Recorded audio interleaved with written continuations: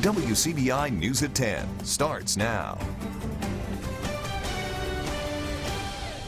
Good evening and thank you for joining us. I'm Cash Matlock. One person is dead after a shooting in Choctaw County Friday night. Choctaw County Sheriff's deputies say they responded to a missing persons call around 9 o'clock.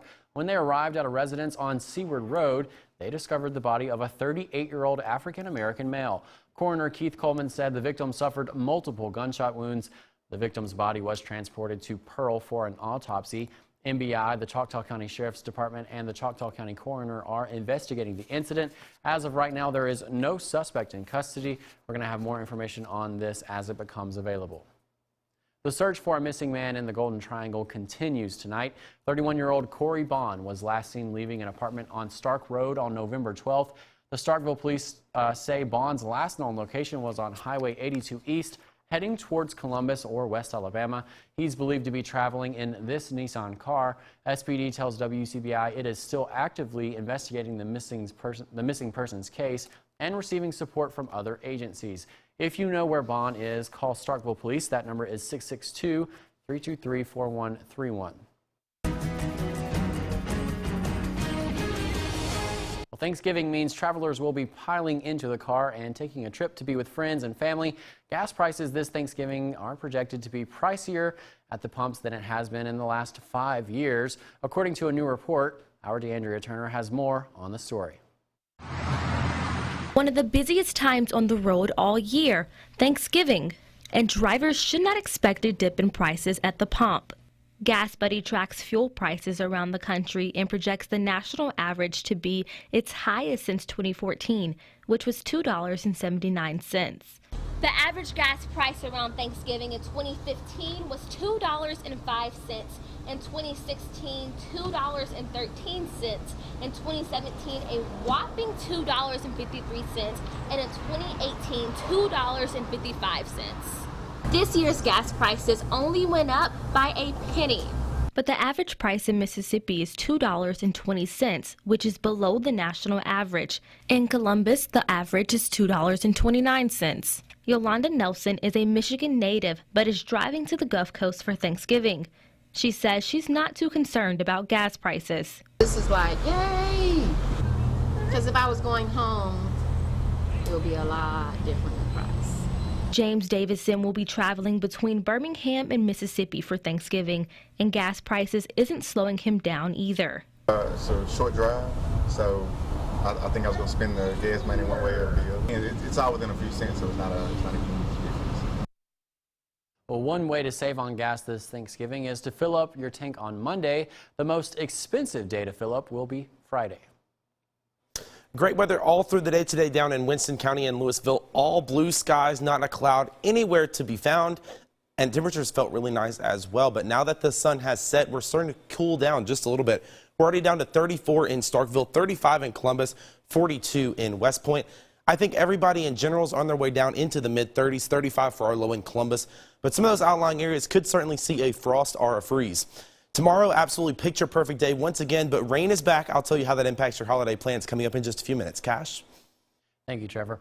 If you've heard about a national Christmas tree shortage, don't let it dampen your holiday cheer. The impact around here will be minimal, and you could even see more Mississippi-grown trees, and those will be in high demand this year. Courtney Ann Jackson explains.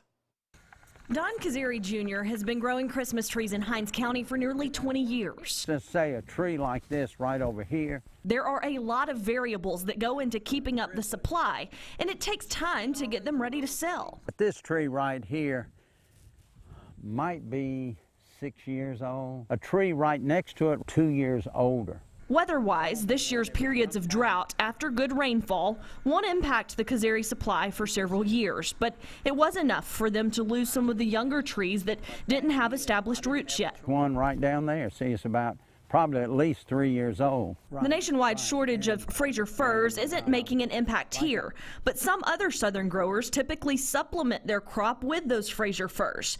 And Kazari remembers a different previous shortage that is just now affecting what he has available.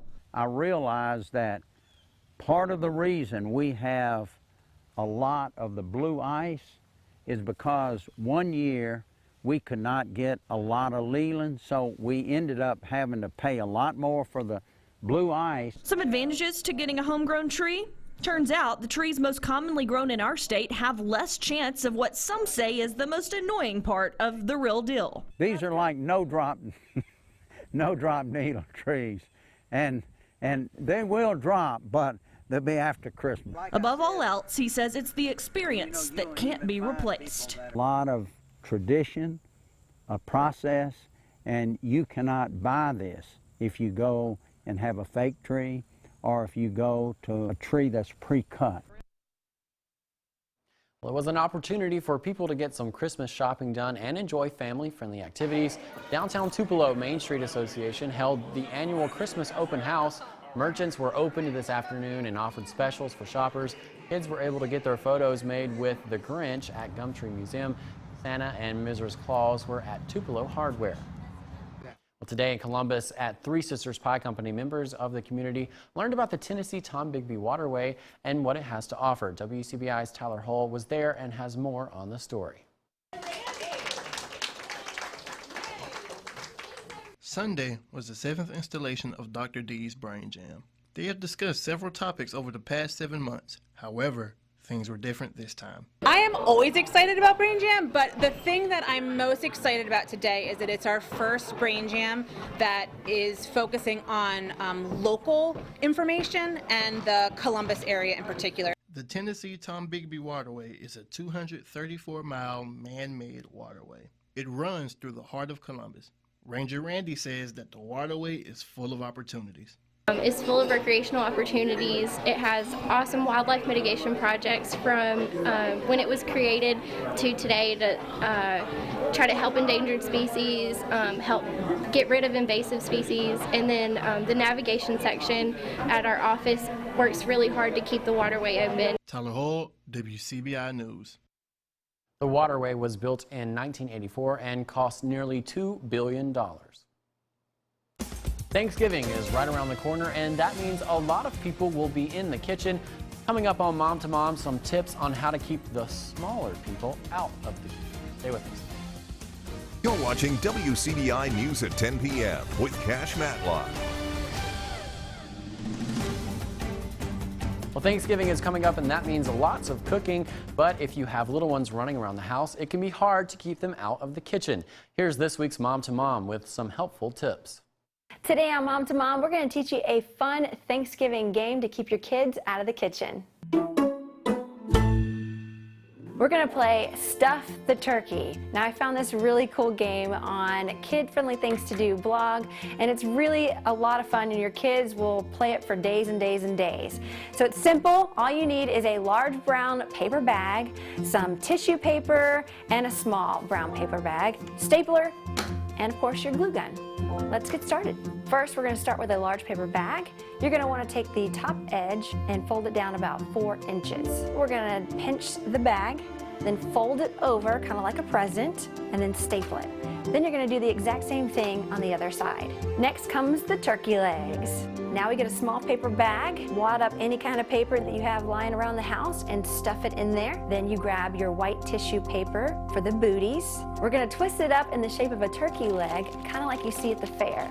Get out the glue gun, put a little spot on the bag and on the turkey leg, and then you push the two together and hold it for a few seconds.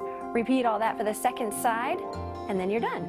This is a fun thing to do with your kids or for your sanity. The game is pretty simple. There are no rules. You're just stuffing the turkey, so you can take any kind of paper that you have, you just wad up the balls, and you make it into the turkey. As always, moms, we'd love to hear your wonderful tips. You can hit us up on our Facebook, and we'll see you again on Mom to Mom. Well, the slumping box office needed a breath of fresh air. And how about some cold air? A Disney sequel and 2 other new movies gave ticket sales a jump start this weekend. David Daniel has estimates for the top 5 films in theaters. Midway fell from 2nd to 5th, earning $4.7 million. There are 21 bridges in and out of Manhattan. Shut them down. The thriller 21 Bridges opened in 4th place on ticket sales of $9.2 million. Do you consider yourself a hero? I don't think of myself as a hero. No, not at all. A Beautiful Day in the Neighborhood debuted 3rd, making $13.5 million. It's because of what his cars mean. Victory. Ford v. Ferrari downshifted to second place. $16 million gave the drama $58 million in 10 days. Excuse me, I climbed the North Mountain, survived a frozen heart, and saved you from my ex-boyfriend, and I did it all without powers. So, you know, I'm coming. Frozen 2 came out smoking with $127 million, the best November animated movie debut ever, and one of the best openings ever for an animated film. In Hollywood, I'm David Daniel. I've got some great weather for your Monday, but there is some rain on the way, definitely for Tuesday into Tuesday night. But it's looking like we start to dry out as we get closer to Thanksgiving before more storms are in the picture. I'll break that all down for you on Futurecast coming up right after this. Stay with us. Your WCBI First Alert AccuWeather forecast with meteorologist Trevor Burchett. Temperatures are already on their way down as we get into the 10 o'clock hour. Look at this map. We're already down to 35 in Columbus. We're 34 right now in Starkville. We're down to 42 already in West Point, but just about everybody else is already down into the upper 30s, and that is thanks to that lack of cloud cover that's going to help to keep us cool as we get into the overnight hours. I'm advertising 35 for our low here in Columbus, but that's going to be a general rule. I think a lot of the outlying areas and maybe some portions of Lowndes County and the Golden Triangle could dip to that freezing point tonight, so maybe some frost or freeze out there, and with that light wind, that would definitely help to set up some frost as you wake up early tomorrow morning. So get the windshield scraper ready just in case you might have to need it tomorrow morning. We do warm up nicely though, starting out in the mid to upper 40s by 9 a.m., getting up into the mid 60s by the afternoon. Plenty of sunshine.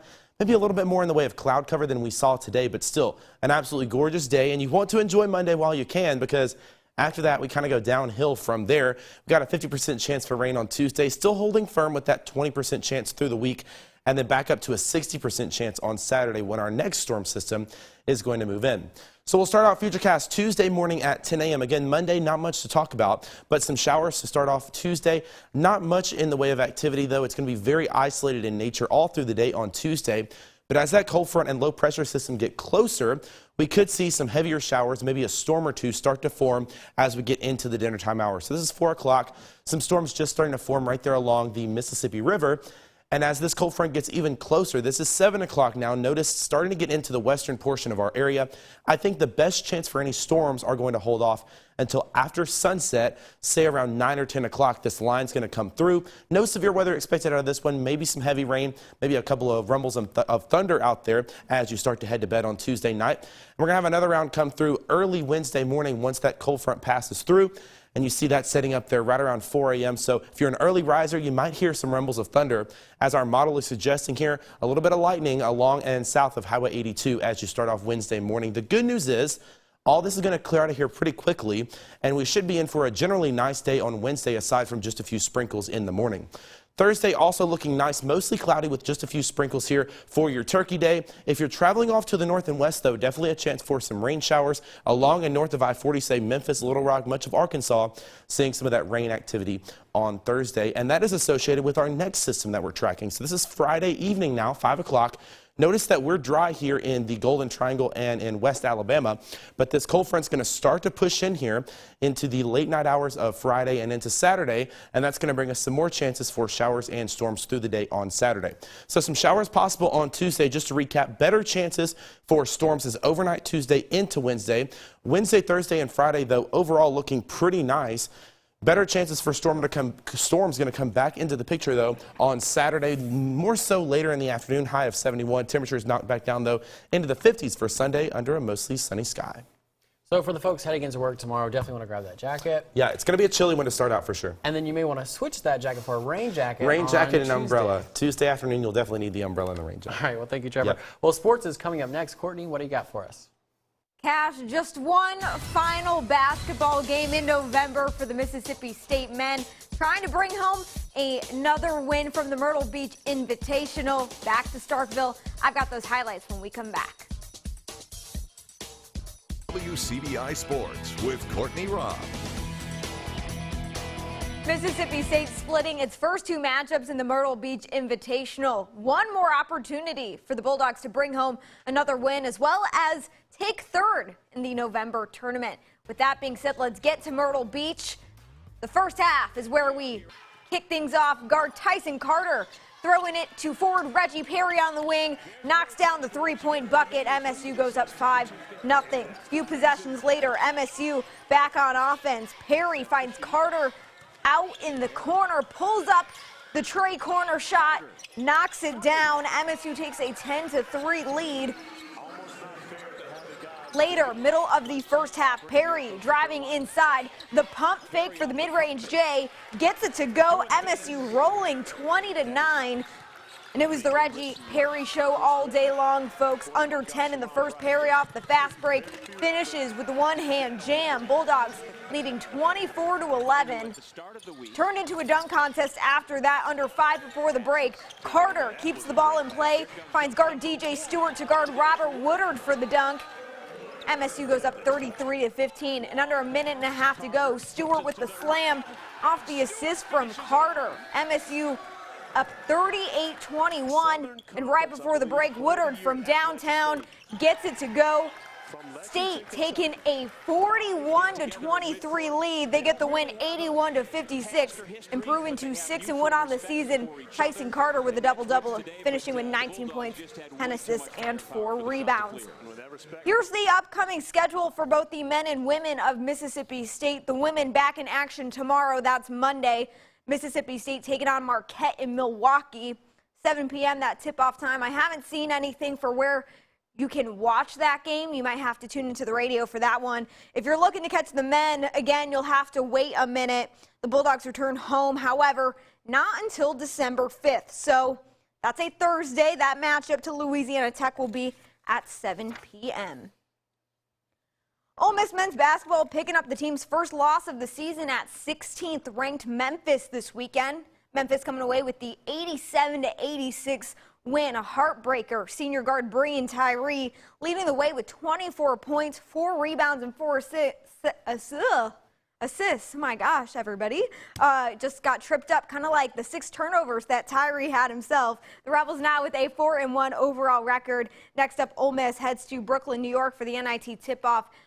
They'll play Penn State first, and then after that, depending on who wins what game, they'll play either Oklahoma State or Syracuse on Friday.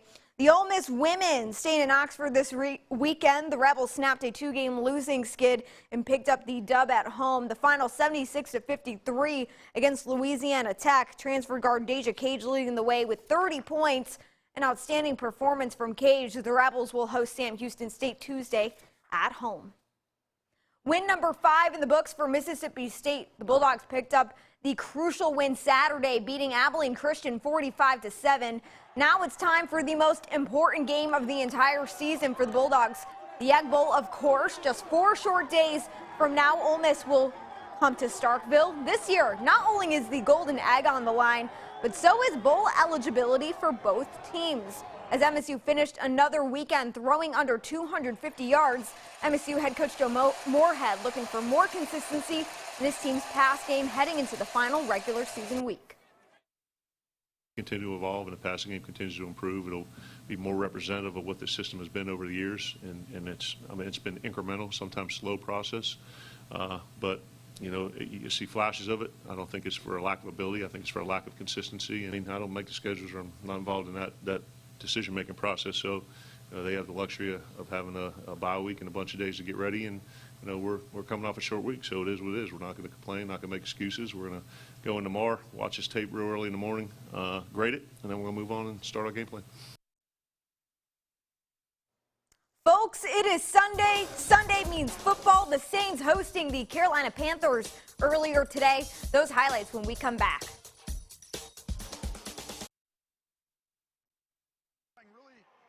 Welcome back. Checking in on some NFL Sunday action. New Orleans hosting the Carolina Panthers.